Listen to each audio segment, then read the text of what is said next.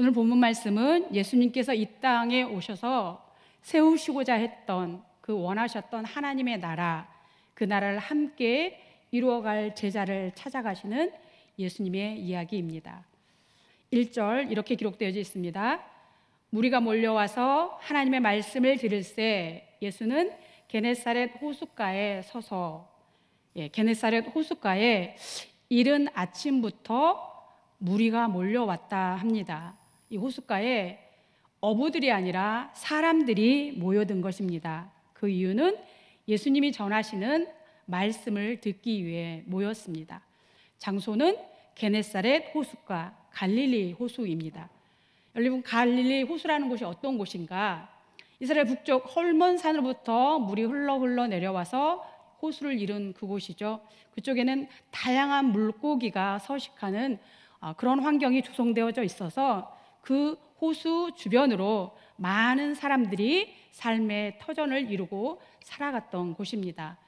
번화한 도시도 아니고 지식층이 사는 도시도 아니고 그저 일반 서민들이 그곳에 몰려 살고 있는 곳입니다.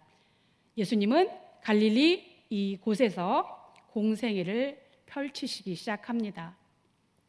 갈릴리 호수 주변으로 가버나움, 게네사렛, 벳세다와 같은 우리에게 익숙한 예수님 초기 사역지가 등장하는 그러한 지역이 이 갈릴리 호수, 게네사렛 호숫가입니다. 예수님은 오늘 특별한 일로 이 호숫가를 찾아왔습니다. 2절입니다. 호숫가에 배 두 척이 있는 것을 보시니 어부들은 배에서 나와서 그물을 씻는지라. 어부들이 밤새 고기 잡는 일을 마치고 그물을 씻는 이른 아침이었습니다. 예수님의 눈에 배 두 척이 보인 것입니다. 어부들은 가족의 생계를 위해서 이 갈릴리 호수에 그물을 던지고 올리고 이 일을 수없이 반복하다 아무것도 잡힌 것이 없이 밤새 수고만 하고 빈 배로 아침을 맞으며 빈 그물을 씻고 있는 그때에 예수님이 찾아오셨습니다. 3절입니다. 예수께서 한 배에 오르시니 그 배는 시몬의 배라. 예수님께서 두 배 중에 예수님의 눈과 마음이 특별히 한 어부의 배를 향했고 그 배에 올라가셨습니다. 그 배의 이름은 시몬의 배다라고 기록하고 있습니다. 시몬, 우리가 잘 아는 베드로입니다.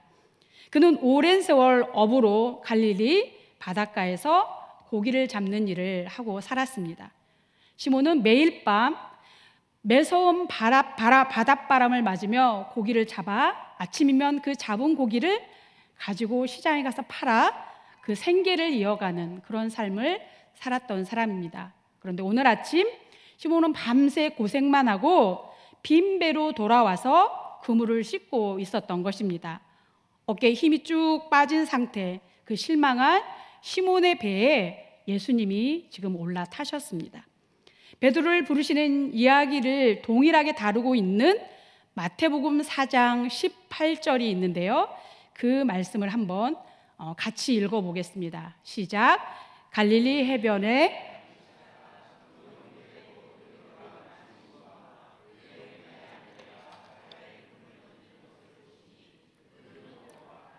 오늘 18절 마태복음 4장 18절에 말씀 속에 예수님의 행동, 동사, 움직이는 그거에 대해서 두 단어가 나오는데요. 하나는 다니시다가 그리고 또 하나는 보시니 라는 단어가 나옵니다. 첫째, 다니시다가는 언어적인 의미로 어떤 땅을 밟고 걸으면서 앞으로 나아가는 모습을 말하고 있는 것입니다. 어떤 땅을 걷고 있는 것을 의미하는 것이죠. 예수님께서 갈릴리 해변을 돌아다니셨다라는 것입니다. 우리가 이해하기 쉬운 언어로 이야기하자면 갈릴리 해변을 따라 마치 산책을 하듯이 걸어 다니고 계신 그런 장면을 묘사하고 있는 것입니다. 예수님은 나사렛에서 가버나움으로 이주를 한 후에 자주 이 갈릴리 해변을 거니셨던 것입니다. 그들의 삶의 모습을 돌아보기 위해서도 일 것이고, 그러면서 그곳에서 만나는 사람들에게 예수님의 말씀, 복음을 전하는 그러한 일도 하면서 이 갈릴리 지역을 돌아다니셨던 것입니다. 둘째로 보시니라는 동사가 있는데요, 원어적 의미는 주목하다, 관찰하다라는 의미가 있습니다.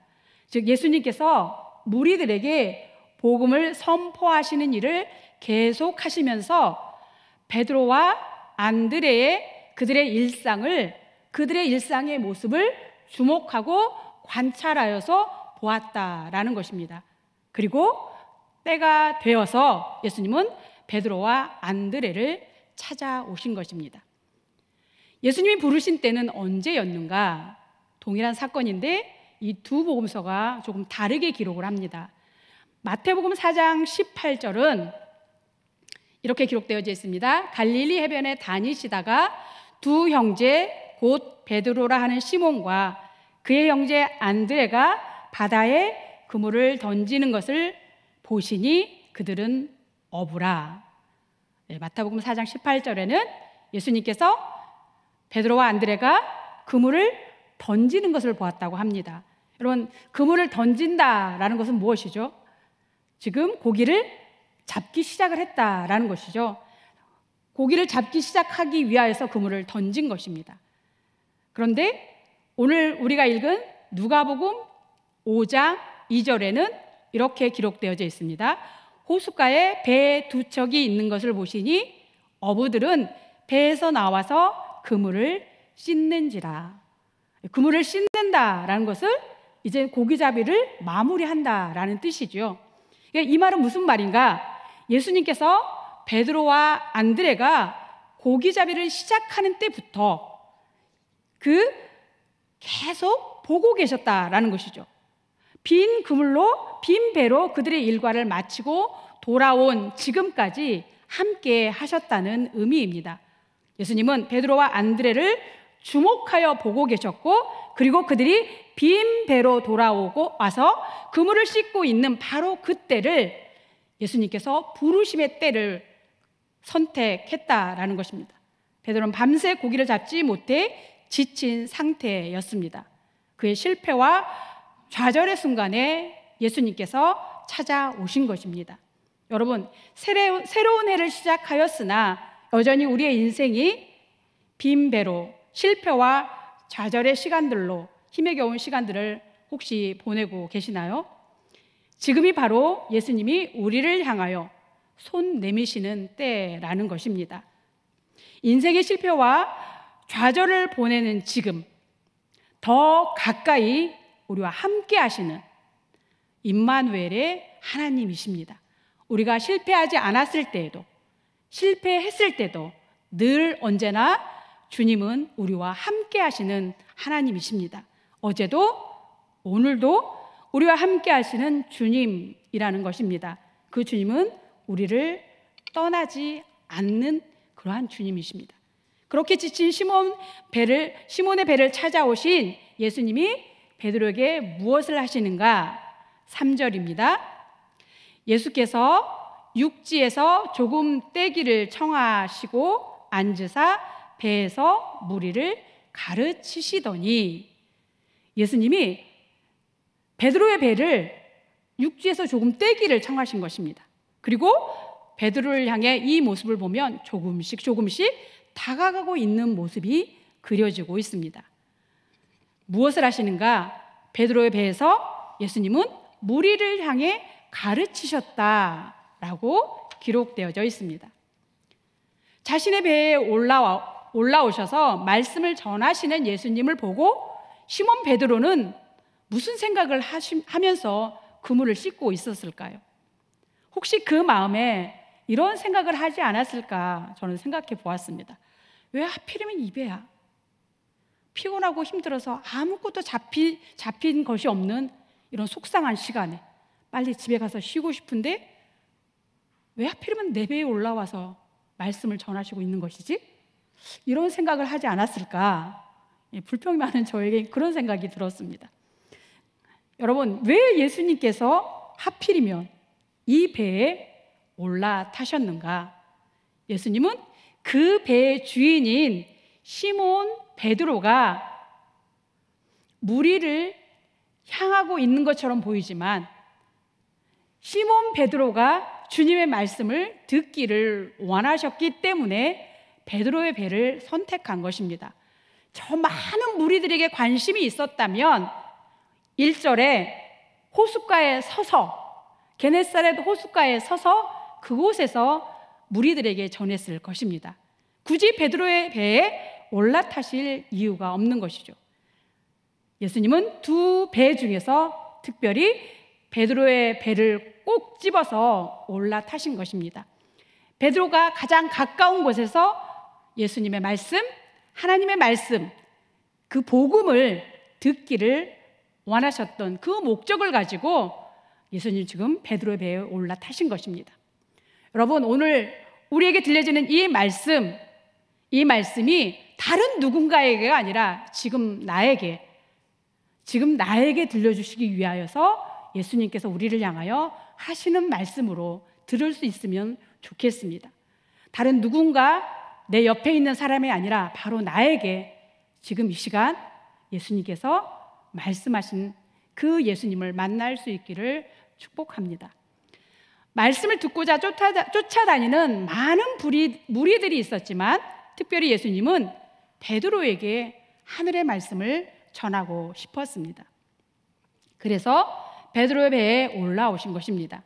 예수님은 게네사렛 호숫가에서 밤새도록 베드로의 배가 떠날 때부터 베드로의 배가 다시 들어오기를 기다리며 물고기 한 마리도 잡지 못한 채 들어와서 지쳐 그물을 씻고 있는 그 베드로를 보고 그 배에 올라오신 것입니다. 우리 주님은 자기가 가진 것으로 뭔가 할 수 있을 것 같을 때 찾아오지 않습니다. 말씀을 읽어보시면 우리는 모든 하나님의 부르심을 받은 자가 그렇게 예수 그리스도 하나님을 만난 것을 볼 수 있습니다. 우리가 귀에 박히도록 들은 모세, 그는 어떠했습니까? 나이 40에 이집트의 왕자로 있을 때 하나님은 그를 부르시지 않으셨습니다. 살인자로 도망자 신세일 때 이제 끝이구나, 아무것도 할 수 없을 것 같은 그때 하나님은 모세의 시작을 계획하고 계셨습니다. 하나님은 그 힘을 완전히 소멸시키신 후에 아무것도 할 수 없다라고 그때 가라 하면 가고 오라 하면 오고 그 눈이 하나님만을 바라볼 수 있을 그때를 하나님은 기다리고 계시는 것입니다. 베드로에게도 오늘 우리에게도 하나님은 그렇게 다가오십니다. 오늘 예수님께서 저와 여러분의 인생이라는 이 배에 올라오셨습니다. 그리고 우리에게 말씀하십니다. 4절입니다. 함께 읽겠습니다. 말씀을 마치시고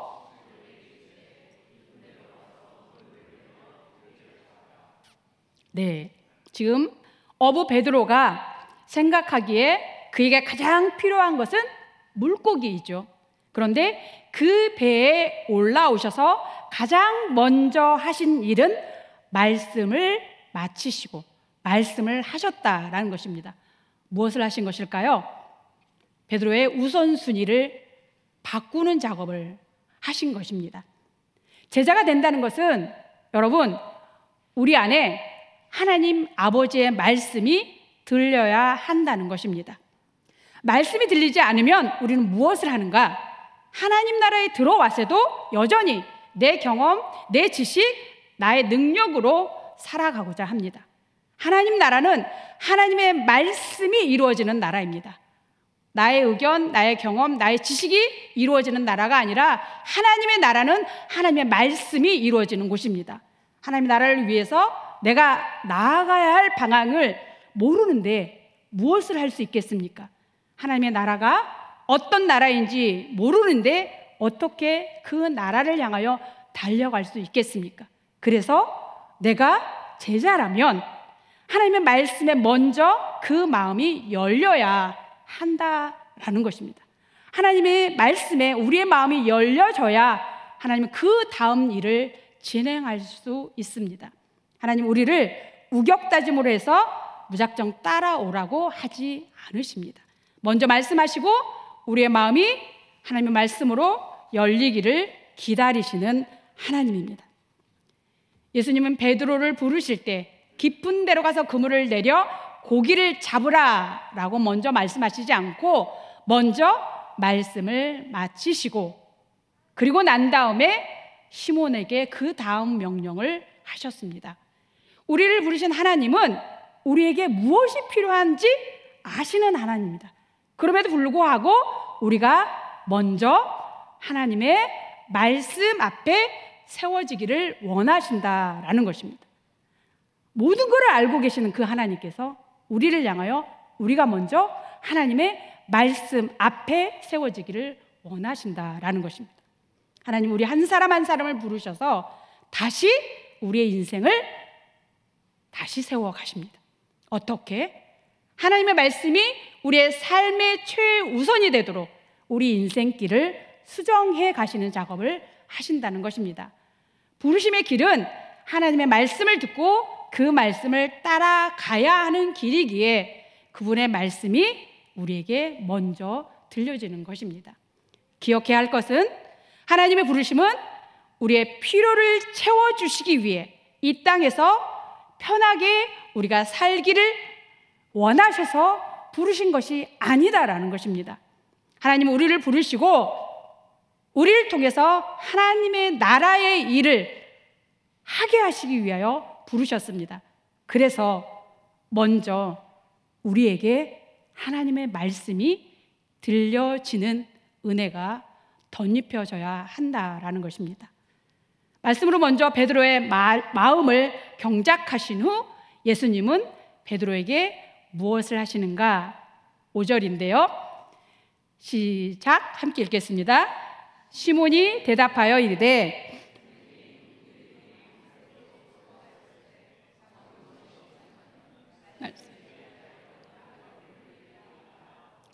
네, 예수님이 베드로를 향하여 지금 이해 안 되는 명령을 하신 거죠. 깊은 데로 가서 그물을 던져라. 그랬더니 베드로의 반응입니다. 업으로 잔뼈가 굵은 베드로, 지금 예수님의 명령이 어처구니 없다라는 사실을 알고 있습니다. 이른 아침 바다 깊은 곳에 물고기가 없을 뿐더러 있다 하더라도 밤새 물고기를 뒤졌으나 아무것도 얻지 못한 그날 아침이었습니다. 전문 어부인 베드로는 예수님의 말을 도저히 납득할 수 없었습니다. 헛수고가 뻔하다. 게다가 깨끗이 씻어놓은 그물로 그 그물을 던지고 싶겠습니까?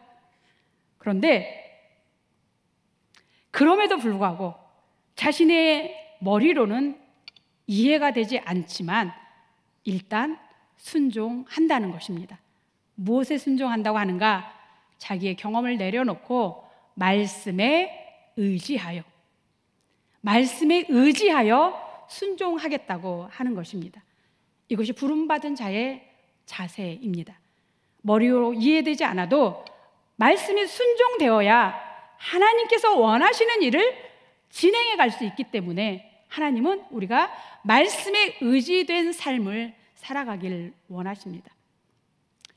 어떠실까요? 하나님께서 나에게 이해되지 않는 명령을 하실 때 내 경험을 내려놓고 순종할 수 있으실까요?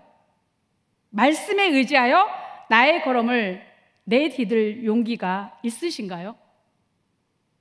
쉽게 아멘으로 응답할 수 없는 물음입니다.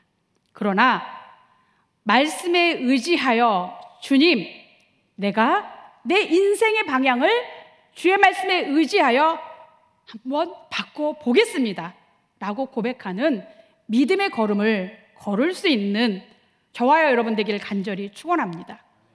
그 결과 무슨 일이 일어났는가? 6절, 7절입니다. 함께 읽겠습니다.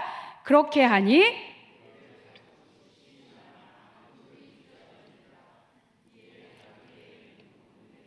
손짓하여 와서 도와달라 하니 그들이 와서 2배의 채움에 잠기게 되었더라. 이것이 말씀에 순종하여 걸었던 하나님의 이루시는 역사입니다. 말씀에 순종했더니 고기가 너무 많아서 그물이 찢어졌다. 우리는 여기에만 이 그물이 찢어진 고기가 너무 많이 잡힌 이곳에만 관심을 갖고 살아가지 않습니까? 그런데 이 결과는 무엇이 있었기 때문에 가능했던 것인가? 내 상식으로 이해되지 않지만 베드로가 예수님의 말씀에 순종했더니 나온 결과였다라는 것입니다. 우리 이 시간 한번 결단했으면 좋겠습니다. 주님, 내가 생각하는 우선순위를 바꾸겠습니다. 주님 말씀에 의지하여 걸어가는 믿음의 걸음이 되기를 하나님 원합니다. 이 결단을 우리가 함께 하고 갔으면 좋겠습니다. 이 결과에 대한 베드로의 반응이 참 흥미롭습니다. 8절입니다. 함께 읽겠습니다.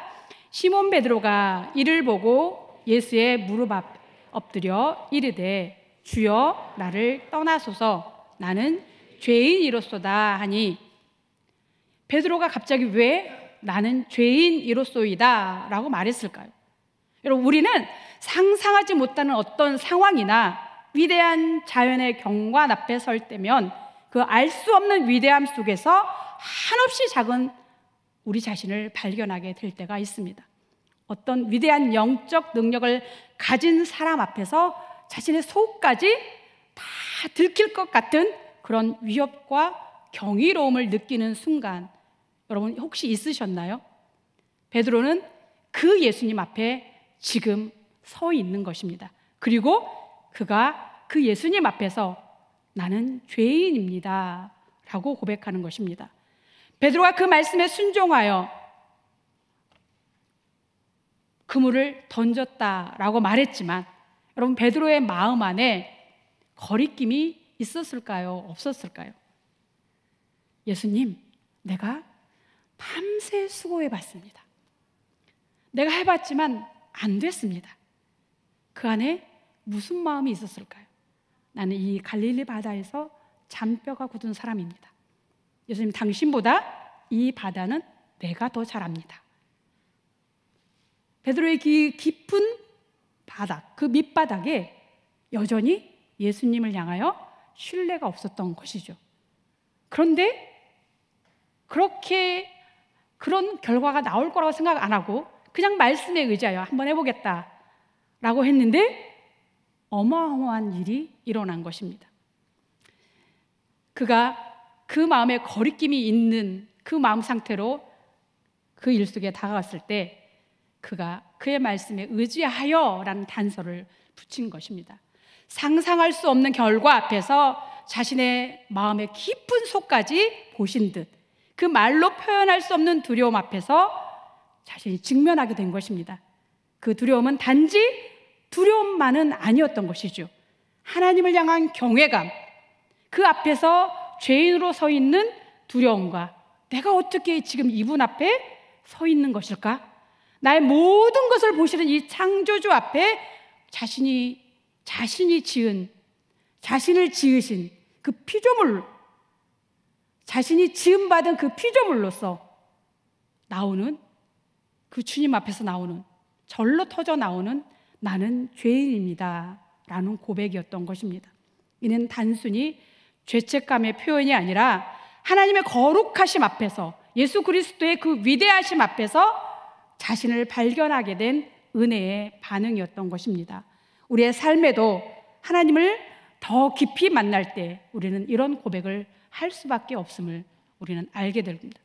내가 정말 죄인인 것이 고백되면 베드로가 만난 그 주님을 경험한 그 베드로처럼 주님, 나를 떠나소서 나는 죄인입니다 라는 것을 고백할 수밖에 없는 것입니다. 이 죄인의 고백이 있게 되면 여러분, 그냥 저 편한 대로 살고 싶어요, 그렇게 할 수 없습니다. 그래서 말씀이 들려줘야 한다라는 것입니다. 말씀이 들리면 내가 어떤 자였던가라는 것이 보인다라는 것입니다. 내가 어떤 죄인의 자리에서 부름을 받은 자인가 자신을 보게 되는 은혜가 그 말씀 앞에서 펼쳐진다라는 것입니다. 저는 어려서부터 교회 테두리 안에서 자랐습니다. 얼마나 큰 죄를 짓고 살았을까요? 율법적으로 언제나 경건했던, 길거리 가다가 뭔가를 먹고 난 다음에 길거리 휴지를 버릴 수 없을 만큼 양심적이었던 사람이었습니다. 그냥 매일 주일 교회에 가면 나는 죄인이라고 하니까 죄인인가 보다 그렇게 살았습니다. 중고등부 수련회를 하면 죄를 고백하고 그 죄를 씻는 의식, 이런 걸 우리 대부분 하고 지내왔습니다. 분위기에 휩쓸려 감정적으로 나는 죄인입니다 라는 고백을 했었습니다. 현실적으로 전 특별하게 죄인이다라는 이 밑에서부터 올라오는 그런 감정은 없었습니다.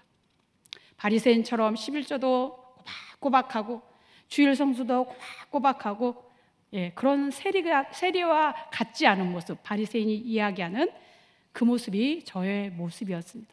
여러분, 대부분 교회 안에 많은 사람들이 이렇게 그런 모습 속에서 자기가 죄인이다라고 인식하고 살아갑니다. 도덕적인 죄, 그것이 죄인인 줄 알고 살아갑니다. 정말 그럴까요? 정말 우리가 죄인이다라고 고백하는 그 고백이 그런 죄 속에서 발견되는 죄인일까요? 아니다라는 것입니다. 그런 건 세상 사람들도 예수님을 믿지 않아도 이 땅에 도덕에 의해서 죄가 옳고 그름이 드러나는 것입니다. 우리는 하나님 말씀 앞에서 죄인인 것입니다. 내가 누구인지 모르고 있는 것, 끊임없이 내 중심, 내 생각, 내 경험, 내 지식, 그것을 내세우며 살아가는 것, 그것이 죄인입니다. 말씀의 빛이 비춰질 때 하나님 앞에서 그런 나의 모습이 어떠한 죄인인지 알게 된다라는 것입니다. 하나님은 우리가 의로워서가 아니라 죄인이었기에 찾아와 주셨고 우리를 만나 주셨습니다. 우리를 찾아오신 예수님을 향해 내가 예수님을 정말로 만났다면 우리는 죄로 물들어 있는 내 생각, 내 중심적인 그런 사고들을 고집할 수 없게 됩니다. 그 사고 자체가 이게 죄의 뿌리이구나라는 것을 알게 되기 때문입니다. 자신이 죄인인 것을 고백한 베드로에게 예수님이 무엇을 하시는가? 10절, 11절입니다. 함께 읽겠습니다. 시작. 세베대의 아들로서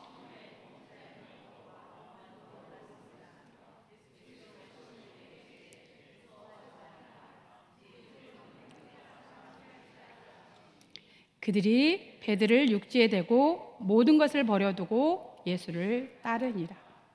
말씀이 들려지자 자신이 죄인이라는 것을 고백한 베드로에게 내가 사람을 취하리라 라는 사명을 주십니다. 새로운 사명으로 초대받은 것입니다. 물고기를 잡아 하루를 살아가는 그 하루살이의 인생으로 끝날 베드로였습니다.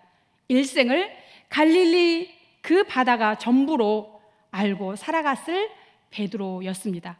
고작 잘 산다고 한다면 갈릴리에서 조금 부자로 끝날 그 베드로의 인생을 들어서 예수님은 아직도 여전히 인생의 어두움, 바람 속에 그것이 자신의 전부인 줄 알고 살아가는 사람들을 하나님의 빛 가운데로 인도해내는, 이끌어내는 위대한 하나님의 사도로 부르신 것입니다.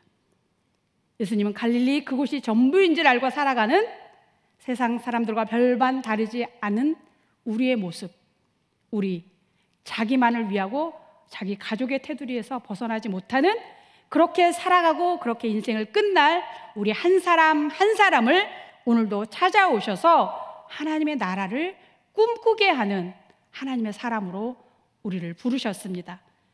어떤 소망으로 올 한 해를 달려가시겠습니까? 말씀이 들려지는 은혜를 구하며 달려갈 수 있기를 축원합니다. 우리의 삶의 자리에 살아있는 말씀이 들려진다면 그 말씀은 우리에게 날선 검이 되어서 우리의 혼과 영과 골수를 찔러 쪼갤 것입니다. 그 말씀은 우리의 마음의 생각과 우리의 이기적인 마음의 뜻, 그 어두운 죄악의 모습을 들춰낼 것입니다. 그렇게 말씀이 우리 안에서 살아나면 우리는 한동안 우리 안에서 큰 전쟁을 겪게 될 것입니다. 그러나 그 싸움이 끝나고 나면 저와 여러분, 우리를 묶고 있는 다양한 문제들이 자연스럽게 풀려나는 역사가 일어날 것입니다.